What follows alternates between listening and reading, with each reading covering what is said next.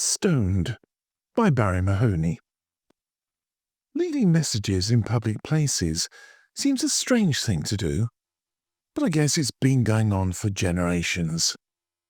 You even need to look closely at ancient trees, park benches, and public monuments to see those immortal words, "John loves Jane," or similar words, announcing to the world undying affection of a first love, latest love, or indeed any other pertinent message. I guess it's rather like the Stone Age equivalent of Facebook and Twitter, when personal and often irrelevant messages are declared to the world, when maybe they'd be better kept to oneself. Speaking of messages, the good people on the island of Fuerteventura are getting a little annoyed with tourists who are following the latest craze of leaving messages with stones on beaches and building small towers with stones. The current problem is that tourists are no longer content to wander along the beautiful white sandy beaches of Fuerteventura, but they wish to leave their mark to those who follow.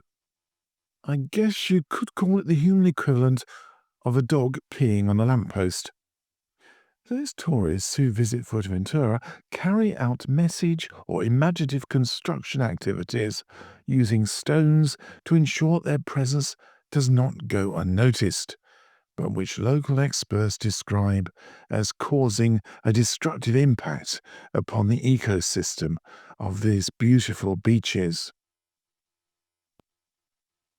One such area, Playa des Esquinzo in Fuerteventura, is just one example recently highlighted where the tourist board wants to raise awareness that their messaging and construction activities on beaches and coastal areas are destroying and damaging the landscape.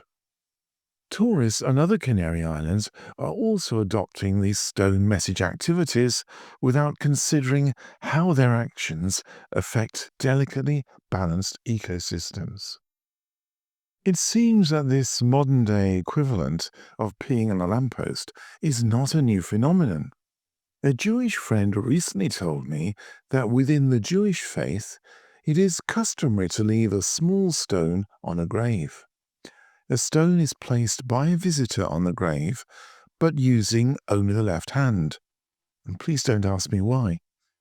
The act of placing a stone on the grave serves as a sign to others that someone has visited the grave and enables visitors to commemorate the burial and life of the deceased. In this way, stones are used as an act of remembrance and a lasting reminder of the deceased one's life. Other historical accounts suggest that the tradition goes back to biblical times when graves were simply marked with small stone mounds, because gravestones had not been invented. The mounds of stone helped to mark the location of the grave so that it could be found again in the future.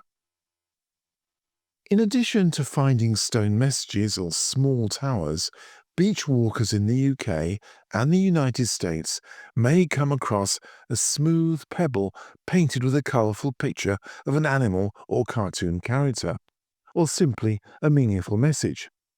Now, pebble painting is yet another craze that appears to have originated in the United States and is beginning to find its way into Europe. Amateur artists take part in painting pebbles and leaving them in public places for others to find. Brightly painted pebbles with messages and colourful patterns may be found nestling in sand dunes, on top of walls and gateposts.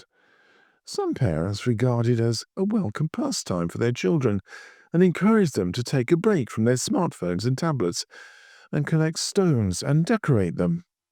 Stone painting has become quite popular in some of the UK's coastal resorts, and especially on beaches with plenty of small, smooth stones.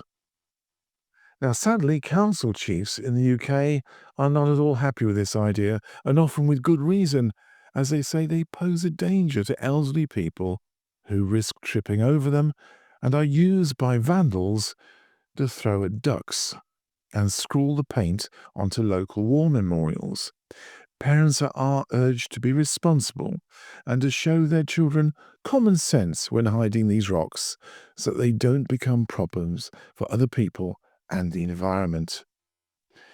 Meanwhile, back in the Canary Islands, tourism chiefs are hoping that tourists will continue to use and enjoy its beautiful beaches, but not to feel the urge to dogmark by building stone towers or painting smooth stones for others to find. Indeed, this whole issue has left tourism chiefs in Fuerteventura with stony faces. So be warned. You have been listening to Stoned by Barrie Mahoney, which is part of the Letters from the Atlantic series. You can find out more about me, my books, podcasts, and blogs by going to my website, www.barriemahoney.com. And remember, that's Barrie with an IE. Thank you for listening.